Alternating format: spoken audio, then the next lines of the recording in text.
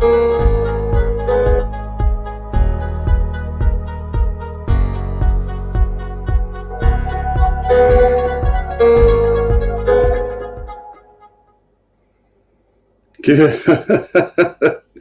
morning, good afternoon, good evening, and welcome to another episode of the Keego. Put that back up again, mate. I like that. I mean, that makes me giggle. 3 times more personality than the real thing. So, yeah. And if I offend too many people, I'll bring him back up. So we may need him later. It doesn't fucking shout at you when you're online and you have a comment or a thought or something. Dave Dobbin, White Walker One, good evening, mate. Always welcome to the show. Thanks for everything you do for us. Big Joe Show here, and the man formerly known as, we can't say his real name because his lawyers don't like it. So he is formerly he is with the Party Tit. If you haven't watched that, it is an engaging comedy every Thursday, isn't it? 8 p.m. Every Thursday, 8 o'clock. It's interesting, arousing, and arresting. So Joe is our biggest fan so far, so we appreciate that. But yeah, it's much like what we do on a Monday, just without the sports. Just trying to get rid of everyone's negative headspace, which you and I will be talking about in a few minutes as well. So, yeah. But Joe, I haven't spoken to you in front of the world in a couple of weeks. So I see you've moved outside. Is that the garage wall you're up against? Yeah, I felt tonight's show, ladies and gents, we're covering 3 things. One is we're going to cover a brief run through the Autumn Nations Cup Rugby and first 2 rounds of that, and just have a quick look at, well, is anything we can take away from it, without delving too heavily into any team, any individual team, and then we're going to have a look at what's been happening in the online world and rugby forums and groups across the rugosphere, as our good friend Jeff Garner would say, in the last 12 months. It has got worse. It is vitriolic. You've got people now who are being muted or banned from groups for disgusting behavior by moderators and admins, and then those moderators and admins are receiving abusive private messages and then getting banned from, if they mute somebody who owns a forum, they're then getting, that's kind of abuse. I've had it. I've had it twice in recent times, and that caused me to stop being a mod and an admin in all bar 3 or 4, and it was disgusting. And it was, it almost took me back 15 years, but we don't want to go to that place. But I know how it made me feel, and it was, it's not good, and it's been getting worse. So we're going to talk about that. So hence the wall tonight. I feel that no matter what you say online at the moment, you just put against the second wall and shot by something. So it's, as you can tell by our, we've been wanting to talk about this for weeks. It's been getting progressively worse. So we're going to discuss that tonight. And then we're going to tell you about what's happening with the future of the 3BOD Rugby group because of what's happening with Facebook and the way things are going online, and we're future-proofing ourselves for the future. And we want to involve you with that. And Neil will tell you about a poll survey that we're going to put out to engage and involve you in our future. So all of that will come to later on. Who have we got with us? Joe Lyons is watching on YouTube. Thanks, Joe. Always good to have you on, mate. And if I had a head of Joe and the chin of Keego, we'd I actually don't have a chin. There's no chin in here. It was knocked off in my youth. Well, there's a chin there long time ago. Eleni's on from Greece. Evening, Goal. Thank you, Eleni. Yeah. You've got fight for your right to rugby, don't forget. Well done. In Gilbert, hola, our ambassador extraordinary out there in Madrid. Hope you're well, buddy. And Joe Lyons just adding in that abuse doesn't have any excuse, but Facebook has been self-moderation. 100% agree, no excuse for abuse. And if we could, obviously we're going to talk about that in depth, and that's the important part of tonight's show. And I've got to watch my language here, but we'll talk about that after we give an overview of the first couple of rounds of the Autumn Nations Cup / whatever this tournament actually means. But whenever we do get into that topic, do get involved, because the beauty of the community that Joe has built and that most 90% of people build is that it's self-policing. We'll get into that in point 2, which is going to lead into point number 3. So how about we jump into the Nations Cup, try and find some positivity. You start covering. I'll stick, here's the first rounds 1 and 2, mate. While I am doing some shares around me, you start talking the good people through that, mate. Absolutely, and everyone jump in with comments and whatever you think, because I'm going to talk in generalities here, because we want to spend the chunk of our time on point 2 tonight. But let's start in the green jersey, right? We kind of walked in here. We finished off the Six Nations in Paris. There were green shoots of improvements there. Obviously, selection, Cooney being the massive, big, shining light that people keep clinging on to, especially if you wear a white jersey most of the year. But that aside, there were marks of improvement in that game. France are obviously, as Joe and I have spoken about over the years, they were a 2023 team. They've started building Scotland similar. So we were maybe 12, 18 months behind France in terms of rebuilding and things like that. I was not unhappy. Again, silly mistakes. We were kind of urinating on our own feet to feel warm a few times, which is a theme, unfortunately, that's popping up now.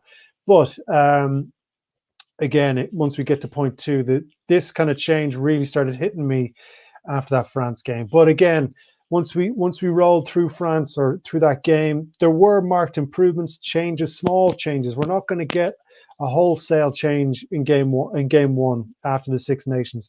There was pressure in the Six Nations to finish high as we could, get some money. That's a problem for Farrell. No coach wants that kind of pressure. But then we roll into the Wales game, and if we'd have said to you a year ago, 32-9 win against Wales with a decent performance, we would have taken it. Now, Wales are not at the races. I'm speaking fast because we're trying to get through this. But Wales are not at the races yet, but you can beat what's in front of you. Again, a strong forward game. A lot of interesting stuff, less box kicks, and decent selection there. Again, big shining light for Cooney, omitted. Again, I think everyone was starting to feel a bit happy. And then we roll into Twickenham. We knew what England were going to do. We knew that they're really good at doing that. There's a great clip that O'Driscoll put up today of whenever England challenged for the ball, there was one player going in and there was 5 of our players protecting the ball. So by the time it gets back to Gibson Park, half his team is gone. It's a tricky one.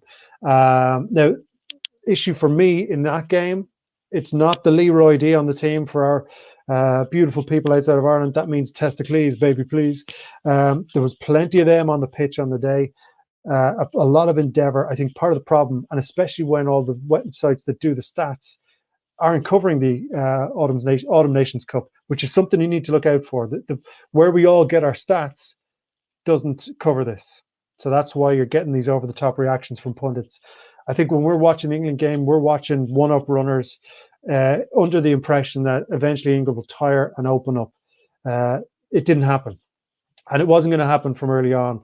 It's just a pity that we didn't have someone able to spot that chip kick. I think kind of 10 minutes in, the Facebook messages started popping up going, there's a chip on here, there's a chip on here. And then when we did it, it cut them wide open. So again, it's not the end of days.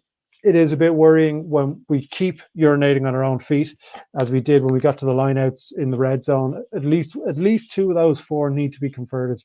But then you kind of go, right, if we take 2 of those tries and we take 1 of those penalties, it's a different game.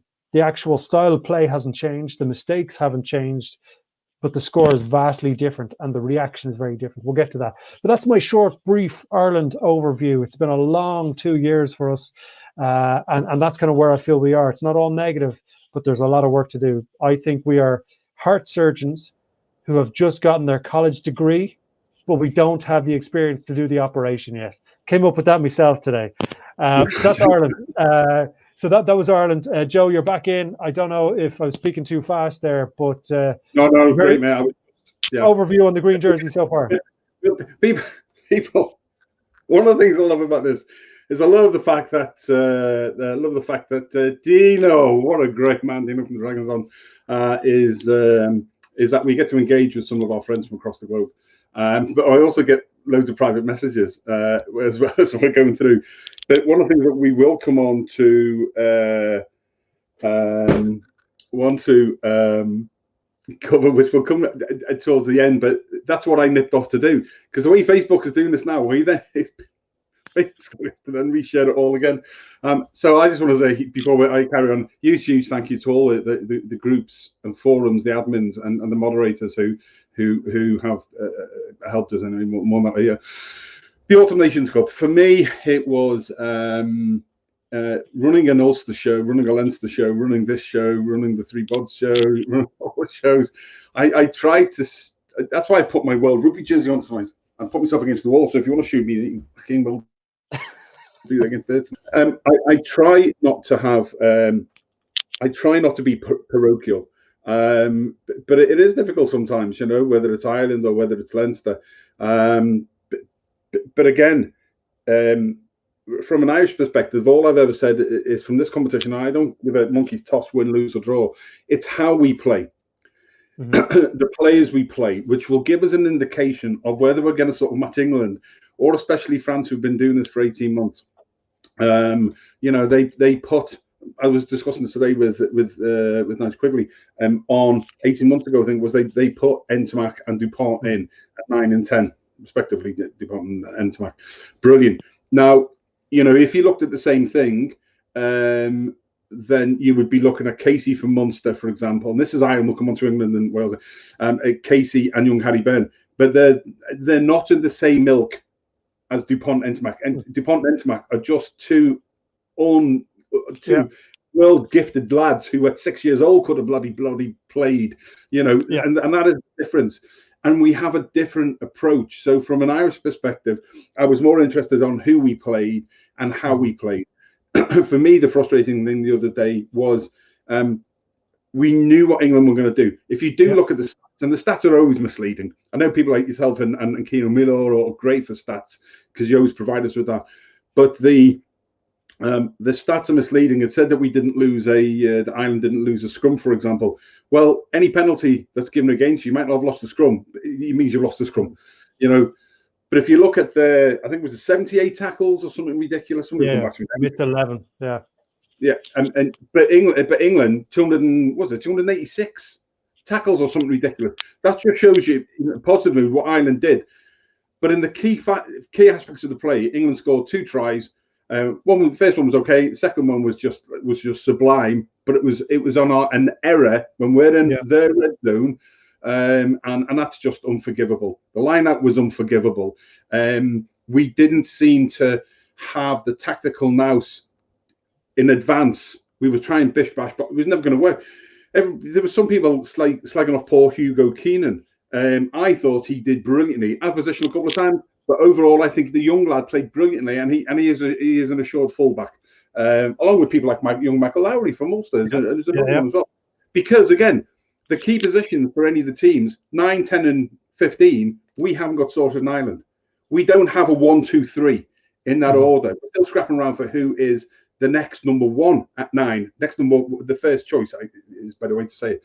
So you got those difficulties. But what happened with Keenan and a number of the others. I mean, I put up on your thing the other day the video clip I took of Chris Farrell towards the game. They're getting isolated all the time. Well, that is a basic, and that's the sort of basic fundamental traits that is bothering me. That we knew what England were going to do. We know how fast Maro Itoje is just the top lock in the world for me, and his line speed and his leadership, leading people. But that little chip through from Billy Burns. And for Jacob to go to, you're right, that was there waiting all day long. And yet, we didn't seem to formulate that. And so that's the sort of thing I'm looking for each of the teams. Italy. Yeah. Sorry. Well, just real quick on that. I think when we put someone like Ross Byrne in, again, not to spend too much time on Ireland, but I think we've got to be as 360 on this as we can. Ross Byrne can't catch a break in that green jersey. And anytime he's put in charge, everything's going backwards. So maybe again, the point being made that he's used to the blue jersey, everything going forward, momentum outside of anytime we see Saracens. But it's a growing thing that he needs. He needs time in that jersey to realize this. Now he won't get it next weekend, but if it's Scotland in the playoff or whatever that thing is. That's going to be because everyone knows what to do against Ireland now. Get that line speed like a Guns N' Roses gig in 1989. They need to push up like that, and they need to be able to navigate that. I just think, yes, you're absolutely right. The one-off into wall, not going to work at any level. There's just not that. Even though the weight disparity wasn't big in the game, the technique is way off. So the chip things have to be learned. But again, we have to stop weighing on our own feet. If we can stop doing that, then I'd be happy. If we build the foundations and get the basics right, like any team should, then I think most people can live with that and say, do you know what? Look at the pressure we put on them. Because if you think that England had 286, 276 tackles, 12 missed or whatever it was, that's a phenomenal defensive effort and shows what Ireland were doing. But it was so disjointed and marginalised from the fact of the line-out was poor, the scrum didn't function properly. We were isolating every single one of our players every single time. I mean, Jesus, I'd love to have seen the stats on turnovers. So those basic things, if you've done them, then with the amount of pressure Ireland are putting forward, would surely, and again, I put up a thing the other day in military parlance, whenever you're going to attack, it's always 3-1. So it was 3 times the strength of defenders. Well, England had reversed that. That example I put up was just one of many. Chris Farrell took the ball, and I thought he had a great game. But he's going in on his own. 3 or 4 England plays over. It tells you gets the ball gone, and that would really have made a big difference. So, look, it is what it is, and they'll go again. But that's the sort of thing that I think fans would make fans across the board. The whole Cooney thing, I just think is unexplainable, Neil, and I think it's very, very frustrating for the young lad. I don't want to dwell on that too much, but it is difficult. His own coach didn't pick him in the biggest game of their last season. That's the issue, and that's a massive thing at every level, J4 level. If they pick another water boy instead of me in the final, I'm not going to get in that easy. So that's a problem, and they need, once we get into the European end of the club game, he's going to have top games, and he's going to perform in those top games. And then he stands up and goes, I'm undeniable. If we look at a World Cup, for me, we got to win the next game. That's it. And then you build that habit and you build to a World Cup by winning. But if we say we're building for the next World Cup, I hate to say it, he's too old. And for me, that's it. So then they're kind of looking at Ross Byrne, maybe Harry as well. And there's a few in each province. But if we want to win the next game, he's got to be in the squad. If we want to win the World Cup, that's it. It's that simple. But anyway, we're being sensible here, Joe. This is the thing. We're being sensible and talking to each other. We've got to take this moving forward. But let's jump out of the green jersey. So Wales, poor old Wayne. I'm a big fan of Wayne. I think he's a good coach, and I think it's made me. We had these conversations, obviously, with Brandon Smith and Rhiannon Phillips, who were on our Welsh show, and a whole pile of different people in the Welsh forums, especially. I think that it's made me question the whole thing about my great mate Sir Garen Watland, and actually, was he more adept not as being a coach, but by just keeping a light tiller on the team? And Alan Wynne-Jones and the group of players they had, Sam Warburton et al., was what made the team a bit like the All Blacks. Steve Hansen absolutely brilliant, or the coach absolutely brilliant, but actually key players. I mean, the All Blacks, they've lost a leader. They don't have that same leadership thing that they had with a certain Mr. McCaw in there, and that's so bloody obvious it's beyond belief. And we all know that one person can galvanise everything. So maybe now Wayne has come in and he's giving the players the opportunity to be able to grow and develop, and that is going to take some time to do. They've got some very, very, gifted players, with Kamshidi in there and people like that. Again, I don't think that.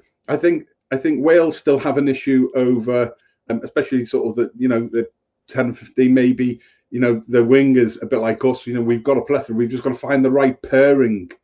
I think is the thing for Wales. So if I was Welsh, I wouldn't be that bothered. To be honest, I'd just say, look, well, let's see how the individual players are doing, and let's see how tactically they're sort of trying to gel together. And at the end of this Nations Cup thing, which is a bit of a non-thing, it just allows a coach to be able to look at that.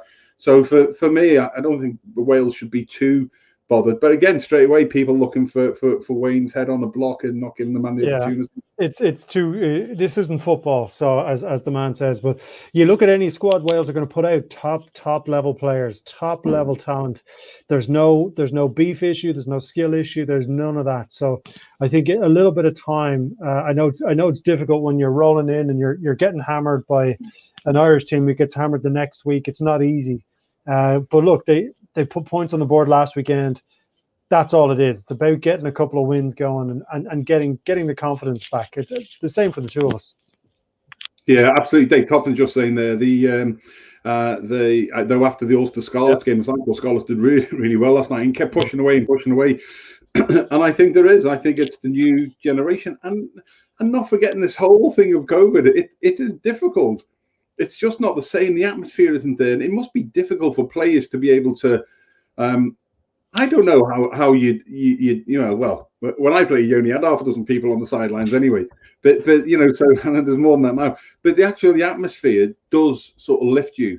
Yeah, Dave's right. There was loads of great things from there last night. So I don't think Wales really got an issue. Italy, mate, quickly on them. I was good at Conor O'Shea was fired, but then they did the right thing and they've kind of rejigged everything. They're playing some nice stuff. Again, they're going to struggle with depth of squad and all that sort of stuff, but they are playing better ball. They are playing better rugby, and you know the conversation we have nearly every year about promotion and relegation. If that comes in, which I think we're closer to than we have been in a long time, they're going to keep getting regular top level ball, and that's only going to improve them. They're great to watch. Absolutely. I think this is an opportunity now, you know, with Georgia, you know, in the pile, actually some good play. Results don't always belie how well a team have done. And I've said this for years, haven't I, about Italy. There's been a lot of time when Italy have played well, but the results haven't really belied how well they have played in games. And I think the same with Georgia. So actually having Georgia there now, I think is great. Doesn't matter about the results.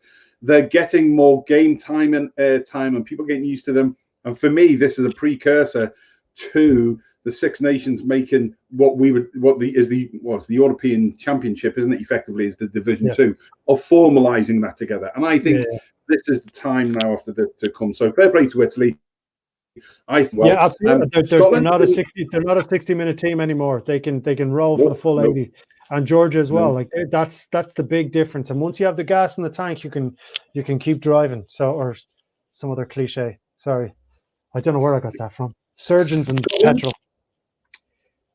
I think they finally get Scotland dodgy last little while, but I think when we spoke, maybe it's a year and a half ago now, I can't remember, where we said, they're a 2023 team. There's a really exciting way of playing, but they're not consistent. I think that's been eating at them for the last while, and I think some beatings that they've taken in the business end of the last Pro 14 season may hit them up here a little bit. But I do think that they're starting slowly to turn that corner, and if it goes the way it's going to go, it'll be us and Scotland, I believe, in whatever this quarterfinal or Super 8 quarterfinal or whatever it is, and that'll be a great test for both teams because Scotland are certainly on the up in the way they're moving, the way they're doing it. We need to match that. So I'm actually delighted because it's a stronger home nation's stronger for everybody. Absolutely. And France, how good are France, mate? I don't think they know how good they actually are. I really think that they're still a little bit frightened to actually put the foot down. They don't retreat or anything. They don't do what the stereotypical French teams used to do when the pressure hits them. They do react, which is great to see. There's a lot of scrap in that team as well as skill. But I just want to see them. I don't feel that they've been out of third gear, in quite a while, and they haven't had to be for most of the time.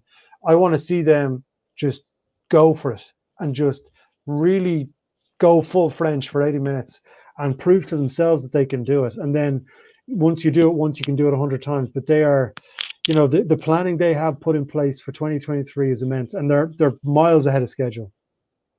Yeah, absolutely. Cool. So, how do you think the competition is going to turn out?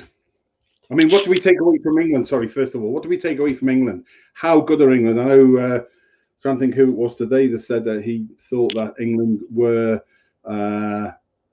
almost the new All Blacks of the Northern Hemisphere. I think the only question left over their heads is they were bullied in the World Cup final. They were smashed up. And they weren't able to navigate that.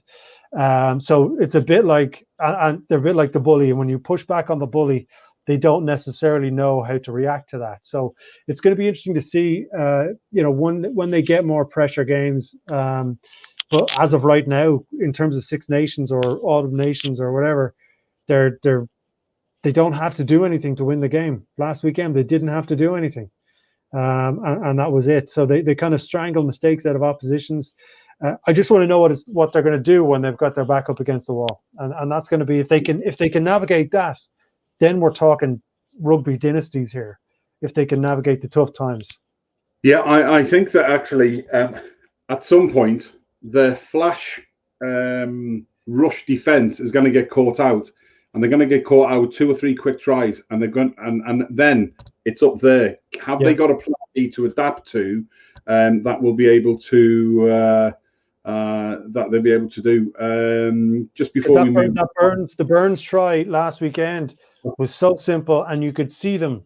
They all nearly fell on their arse. They couldn't figure out how the ball was going behind them. So a team on the ascendancy who does that, it'll be interesting to see how they navigate. Yeah, absolutely. Cool. Well, let's see Autumn Nations Cup. There's just having a quick look there at when round 3 is 28th of November. All right, okay, yeah. It's a shame on the Fiji one, mate, isn't it? Yeah. It really is a shame on the Fiji one that they're just, they're not going to get to play it. I think it was an ideal time, but look, it's just the time that we live in. Ireland, we're at home to Georgia on the 29th. France have got Italy. Wales, England, I think, will be an interesting game on that way. And then obviously you've got the finals on the sort of the 5th of December. So that's that way. Is that the European? But it's European Cup weekend, I think it is. I think it is.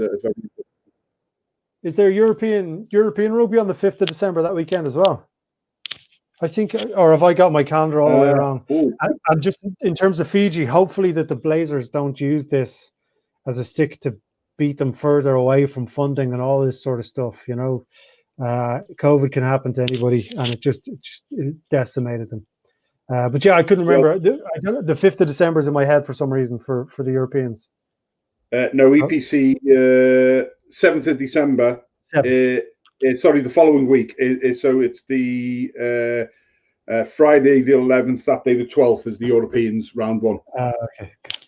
So that's back to back, isn't it? Those 2 weekends. Yeah. So it'll be time has lost all meaning.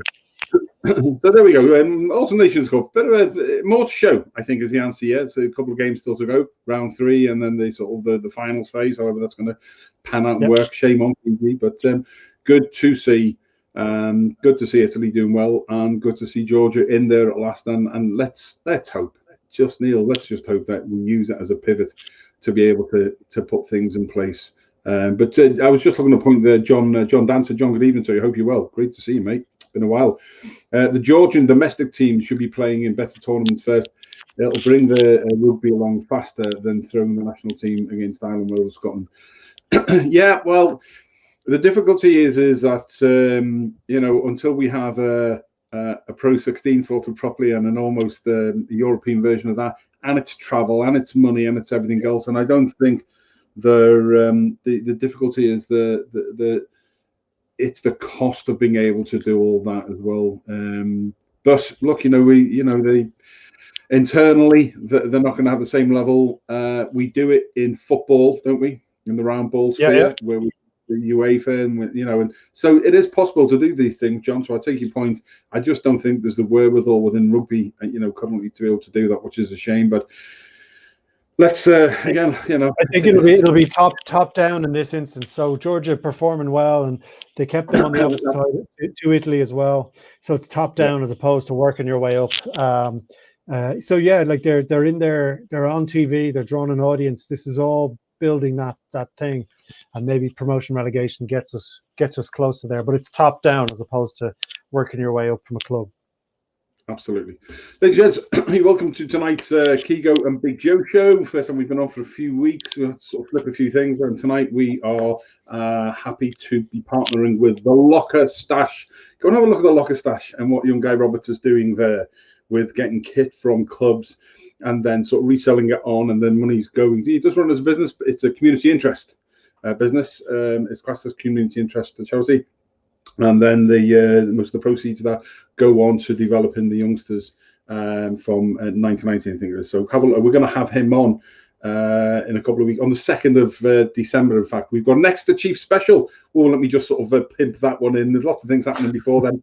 But the 2nd of December, we've got a 3BOD Rugby special, Exeter Chiefs, a 10-year history, and we have got Gareth Steenson, and we have got Don Armand, and we have got Neil Clark, and we have got Phil Dolman on. But before that, we got Gareth Steenson and Ian Whitten on the Ulster show on Wednesday. All sorts. And I'm going to tell you all at the end, because it's just my head is bad.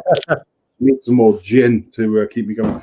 But there we go. So anyway, Lockstash Rugby, go and have a look at them. Right.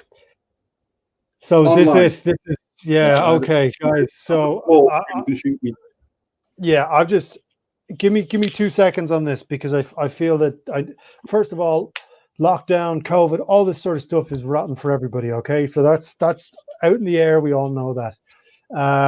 In the last, I've only really taken a notice of it, and it's only really gotten to me in the last, not that I'm important, but in the last maybe 6 or 7 months, people have been more than usual. I've been getting messages from Irish internationals saying they're getting DMs, from abusive DMs. They're getting singled out on Twitter and Facebook, their own private Facebook, not the one for business, slagging them off about the game, how they played, and just no one's threatening their lives or anything, but it's abusive and it's uncalled for. And then you go into forums, and again, this isn't an admin issue, I don't think. Most of the admins are very, very solid. The ones we know and the ones I know are really solid people. They just can't keep up with the abuse. It's gotten to the point where, there's a smaller group of people having discussion or disagreements. That's fine. Joe and I disagree quite often on various things, but we talk about it. But it goes from, I disagree with you, to you're a baldy prick. And then it escalates from there to DMs that I get. And I don't know if Joe gets them as well. This community that we built, or that we have as supporters, and I'm grouping supporters and fans separately, if that's okay. The supporters are discussion orientated. They will disagree. They will keep each other in check. They will police themselves. And that is kind of the way I grew up, and the way a lot of us grew up in the game. It's now getting to the point where fans are coming in and thinking that they can say anything to anybody at any time, regardless of how much drink they have on board, or regardless of who they're speaking to or the forum they're in. Now, forum, I mean any forum, whether it's Twitter, Facebook, Instagram, whatever. We have to stop this. I'm not going to be on any other.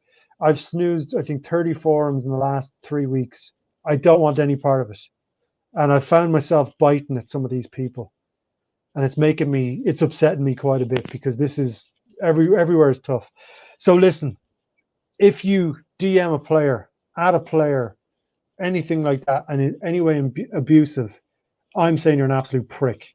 That's it. There's no one is going out to play badly, from J4 to the big jersey. If you do that, you're an absolute prick, and we don't want you in the game. We don't want you supporting the game. Now, what Joe is building in the 3BOD universe is fantastic. We all police ourselves. There's a lot of crack there. Let's keep it that way. I don't want to go on too long here, but let's keep it that way and not become this kind of football orientated shitstorm, because there's no need for it. The honesty is on the pitch. Let's keep it honest off the pitch as well. That's, before I say too many bad words, that's kind of my opening statement on it. Come on. It has. And what's annoyed me the most is I've allowed myself to be sucked in. One person once said to me, you're okay until your back pushed against the wall and then you come out fighting. Jesus, people, you have no fucking idea. I'll tell you, back 10 or 15, you have no idea. Trust me. So don't push me against the wall. We've gone out of our way to try, and we haven't got everything right. I've tried to apologize to people where I've got it wrong, but we've tried to build a global rugby family, one person at a time, one forum at a time, painstakingly contacting an admin of a forum that I've joined to explain who we are and what we're trying to do, and to make sure that, because you know, we look at the current Facebook situation, which we'll get on to in a minute. I've just spent half of Keego's time talking, and I've just been blocked by Facebook again now. So I'm on another 12-hour ban because while Facebook wants to build a community, you know, and it's the difficulty. It's just, it just drives me up the wall. But it is frustrating, and we're seeing it getting worse. But when I experienced getting hoofed out of a couple of groups because people didn't like some home truths, well, you know, fine, I can live with that.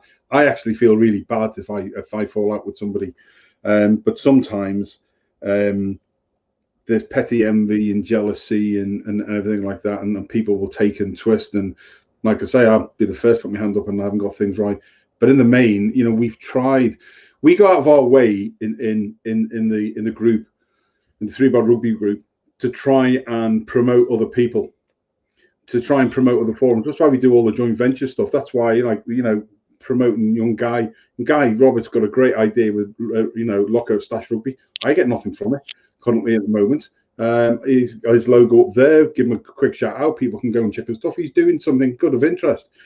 All of the businesses that we've and individuals that we've been promoting the last 10 months, this local then global thing, and partnering with businesses, have all started off, you know, coffeedog.ie, run by great Johnny Pullen, moderator in an Irish rugby forum. He's become a very good friend. You know, I buy my order every month. I pay for my stuff. You know, he made a blend named after me. You know, that's the sort. You know, I don't think you can have a greater thing that's beyond the price. You know, so the thing of building together is been brilliant. But as you know, I've almost given this up 3 times because it just got sucking the life out of me of what we're trying to do, and it does. Mentally, mental health wise, it does affect you. And I've now, so after getting personal abuse and getting kicked out of, I muted somebody. I'm a moderator. I'm going to tell people who it is. I'm not going to mention names, but I am a moderator in International Rugby, which I think is a fab group. And Eduardo and the girls at Fab Group, I muted somebody who had been a complete arse in there. I then got an abusive private message. I was then banned from a forum he runs, and then the page was banned for 30 days. That to me is an abuse of your position. If you can't accept that you've done wrong in a forum, and then you take umbrage with that, you then send somebody a DM or a private message, which is abusive. You then block them from the, you know, I just don't get that at all. We don't do that. I've only had to block in 3 years. I've blocked 2 people, and that's something over happened this year just because of, you know, the way I was treated and lied to. We don't need this, guys. You know, it's difficult enough as it is, and all we're asking is that people just take a bit of time. And if you think we've done wrong, if you think that, you know, we've done wrong as a group, I take personal responsibility for this show, for 3 Blokes, for the Ulster show, the Welsh show, the Springbok, even though I've got leads and hosts who do all those, so I just produce, but they're part of the team. And if there's something wrong, then come and tell us, and we will try and resolve that issue. But the vitriolic stance, there are some people, Neil, I have seen in the last 4 or 5 months who are a step away from a death threat, sending death threats to each other. I mean, that's how bad it is. Poor old International Rugby, you know, Claire and Dan and Eduardo and Shannon, all of them, they're brilliant people, but all of the time should be spent in moderating good stuff in a forum. But it's the amount of time that is taking just having to mute or block people, or it's not what the rugby family's about. And it is so. Now I get it. At the moment, this last 10 months year has been even worse because we're not playing sports, really. We're not going to the pub. We're not seeing our family and friends. That the only outlet that we've got now is online. And there's no context. Bad enough with Facebook, so we'll come on to that context. But there's no context into what's being said when it's been written. And so somebody can take an umbrage. There are lots of beaters out there who will just, you know, but there's a line between having a little bit of crack and it's got worse. And I don't think that COVID has helped. So I just think for us that we just want to ask people that you say, hold our hands up and say, I personally, I've got things wrong with people, and I therefore apologize publicly to anybody that I've offended or got it wrong with. And if I'm big enough to do that, and you want to re-engage with me again, here's an offer. Anybody that has fallen out with me the last 12 months and you want to re-engage again directly or through a third party, then feel free to do so. And I will re-engage and we will start absolutely afresh. And I would ask everybody to do that. And yeah, if I just real quick for people's mental health, because we've been talking about interactions and things like that. If it is getting too much for you, number one, try and get some fresh air, but and speak to someone if you need to. But as well as that, the three dots to the right of someone's post, if they're being abusive or you just don't want it in your life, you can click that and you can make it so that you don't see posts from that person ever again. So we need to remember as well that we control what we see on social media as well as what we say, but we control what we see. And there's those three buttons at the top of the post that you may or may not like. You can snooze that forever. Instead of getting brought into this, I've found myself getting brought into this, which is the opposite of what I'm trying to do. The vast, we're talking 95% of people are brilliant. Anyone I've met who through everything has been brilliant. There is as your sport gets more popular, it increases the people who don't know what the sport is really. And so it's getting to the point where it's more and more difficult to police. So for us as ourselves, you can three button these people out of your life, which is really important. The admins of all of these forums, Joe included, they're getting abuse now. The friends of ours who've gotten abuse and they've had to kick people out. Don't DM people you don't know. It's very simple. Don't do that. You wouldn't do it in real life. You wouldn't walk up. It's what's the old thing Mike Tyson used to say. Social media makes everyone think it's okay to say what you want without getting a smack in the face. Don't DM strangers. Don't slip into a stranger's DM. I know women struggle with that all the time. Definitely don't do that. But just if you feel it's getting too much, take a deep breath, get rid of the post, get some fresh air. Take care of yourself first of all. All the other stuff that's surrounding it, we can get rid of. We can get rid of Facebook and get rid of all that. But it's just, we need a reset. Like Joe, you're saying, we need to reset this whole universe. And everyone, number one, take care of yourselves, take care of each other. But just let's not bite on this negative bullshit. On that, Ian Gilbert, I imagine that most of these abusers have some sort of problems of their own. And I said before, mate, I think it is. I think that it is all compounded, unfortunately, by the current situation we're in. Constantly, all you see is the news of people fighting back against it, and it is coming out. It is nothing new in society. We have always had these things, whether it's the Luddites or whether it's the guys marching from the Great North March, the turn of the sort of 1900s and stuff. It's always been the case. We have always, as a humanity, fought back against things that we don't agree with. It is just highlighted even more so now because you can get up close and personal with individuals, with players, with coaches, and that affects their families and stuff. When someone like Jacob Stockdale gets a message from, have you ever watched Jacob Stockdale interview after the slate he's taken over the last few weeks? I don't give a monkey's toss about how he played, but when his mates, his close mates and family message him and say, listen, we've seen what's happening online, are you all right, fella? Fucking way out of order. And we are all guilty of slipping in. And I know when the shit is going south, when Neil Keegan is getting sucked in or allowing himself to get sucked in, because he has kept me fucking out of more shit in the last 2 years. It's just almost like my pseudo-father in my ear, just take a step back, go outside, put your gloves on, punch that wall behind you. And I need to follow me on advice. Like the Stockdale thing, I think because we see him on the telly, we think he's a grown-up. He's a fucking kid. He's 24, 23, 24. Yeah. You know what I mean? It's just people abusing a child. Watch my language. It's ridiculous. But no, we've said our piece and we've realized that there's a problem, and we're now moving on to point number 3 to try and fix this problem. What a professional segue there.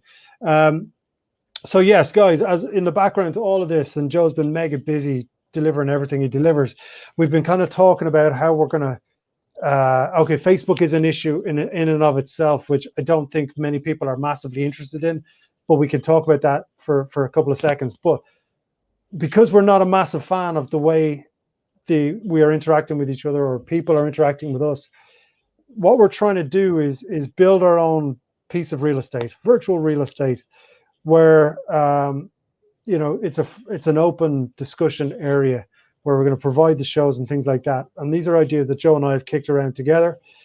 But what we're going to do and what we need is just feedback, basically.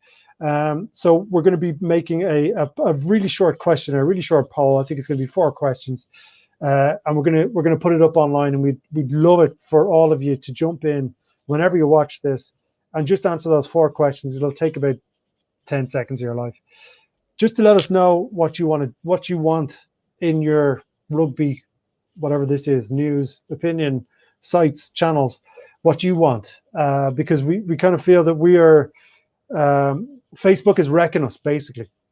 Anytime Joe tries to share a show, sometimes he can, sometimes he can't, sometimes I can, sometimes I can't. There's no understanding to the process. So we want to build our own piece of the world, but we need your help. So that's kind of where we're starting at. Cool. Yeah, absolutely. And we'll have that out hopefully by Thursday, or Friday at the latest. And we'll give that sort of 10 or 15 days for people to have a look at that and get the answers back. And then the next show that myself and Eagle will do in 2 weeks' time, we will go through that and we'll update you a little bit more. But in sum, what we're doing is 10 months ago, we made the decision that everybody questioned me at the time. When rugby stopped, we expanded. We put together the Welsh Rugby Roundup show. We had, we found hosts and leads for that. So we got Brandon Smith from Brandon Smith YouTube, and Rhiannon Noel Phillips from Rugby Chat and Banter, who again has received direct male abuse in recent times, just disgraceful. For the Welsh show, we've got Nige Quigley and Dave Toppin running our Ulster Roundup show, the White Walkers Chat and Crack, which is great.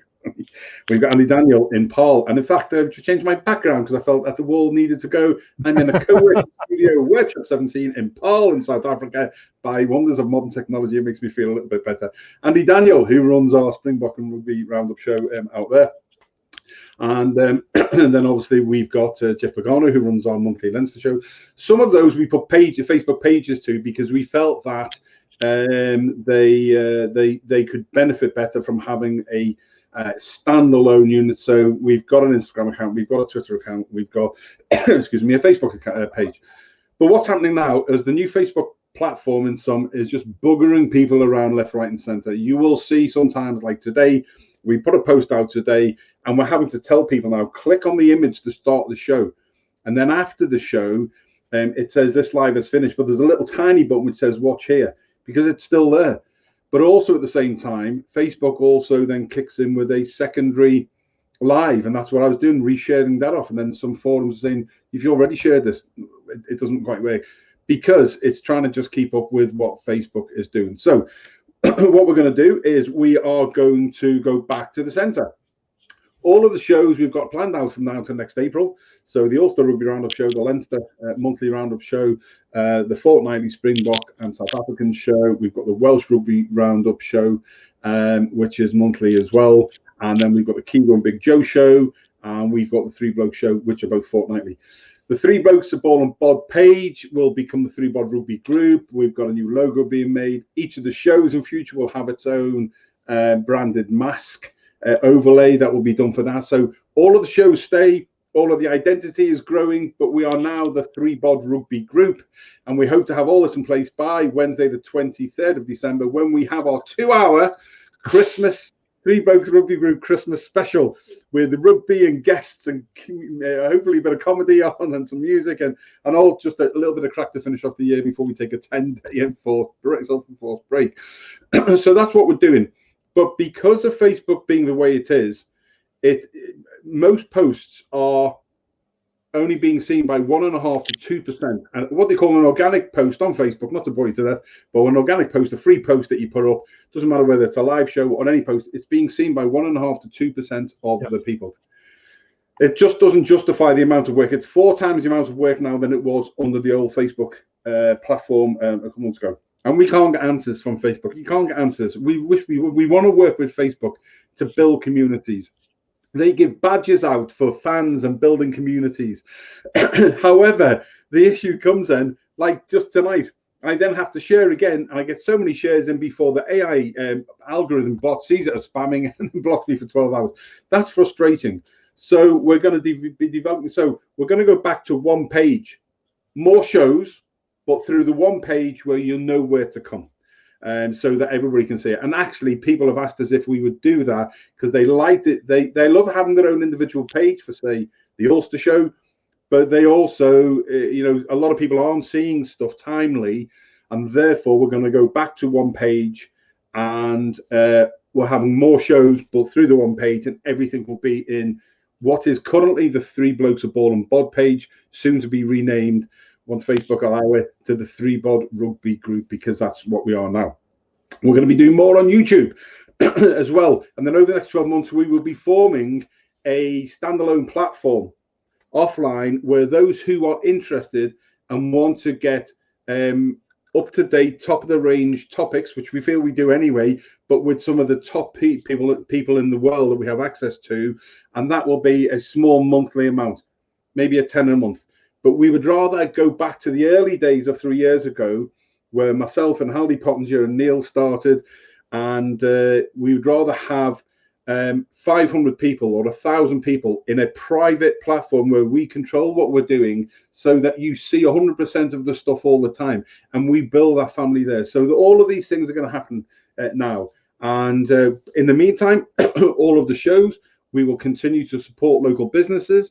We will give shout outs to the likes of coffeedog.ie and Kinako Biltong, Lockerstash Rugby. For those of us, the amount of messages of thanks we got the other night.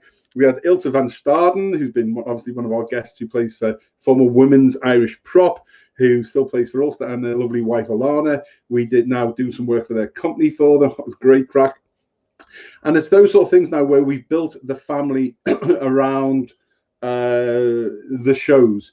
And there's that overlap. So we're going to be doing all of those things and more as we move into 2021. Neil came up with a great idea of that we engage more with the people and ask you what you're looking for. We're also looking for more people to come on the show. We've got tons and tons.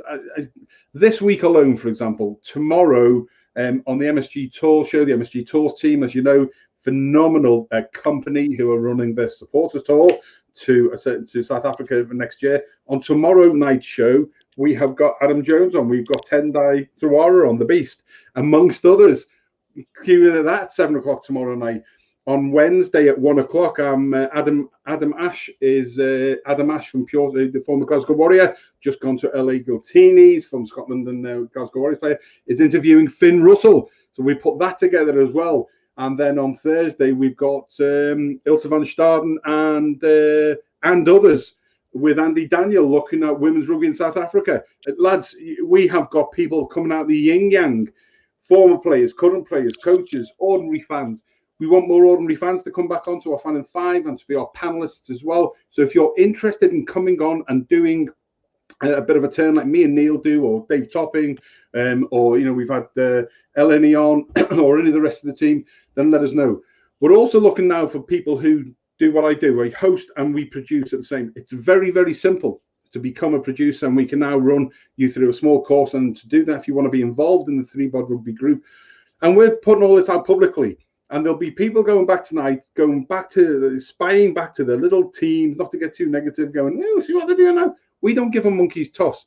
We're telling you because we have been nothing but 100% open and honest since the day I started this 3 years ago. And Neil's been the same, and Haldy, God bless him. We wish we could get him on more than the original Three Blokes. And this is where we're going.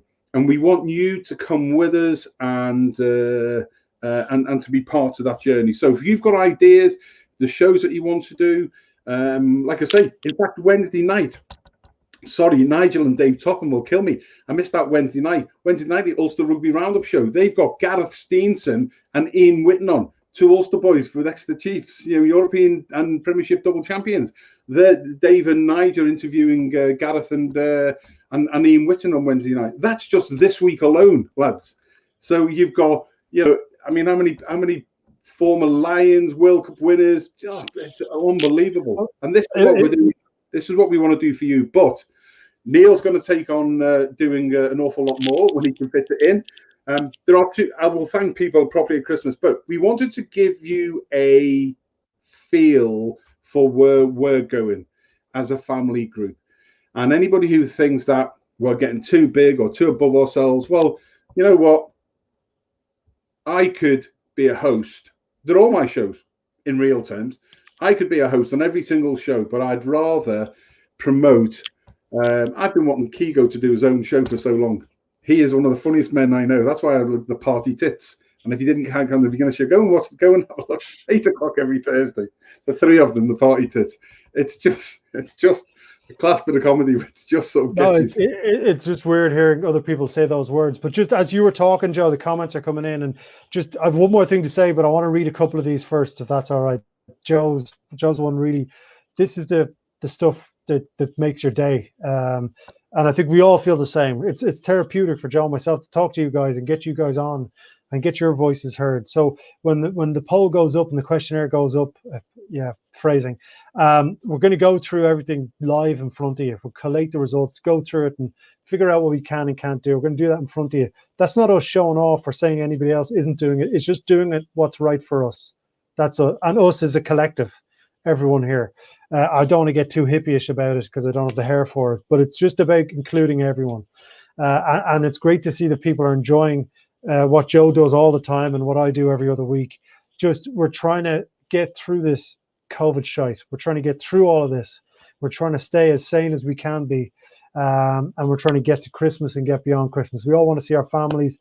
I want to go for a pint with Joe at some point. I want to go for a pint with everybody. This is just the short-term thing. Hopefully, we'll be able to grow it out into real-life gigs again. But it's great that everyone is getting involved, and everything will be transparent. Should you be interested in that kind of thing? I know some people just want to watch and get some banter, and we're getting a bit serious here towards the end of the day. But the important thing is we're just trying to set the table for what you guys want. So that's going to be out with you towards the end of the week. Whenever you get a few seconds, jump on that. If there's anything you need to talk to either of us about, we're right there. Obviously, if you are getting any sort of abuse online, please report it. Please let somebody know.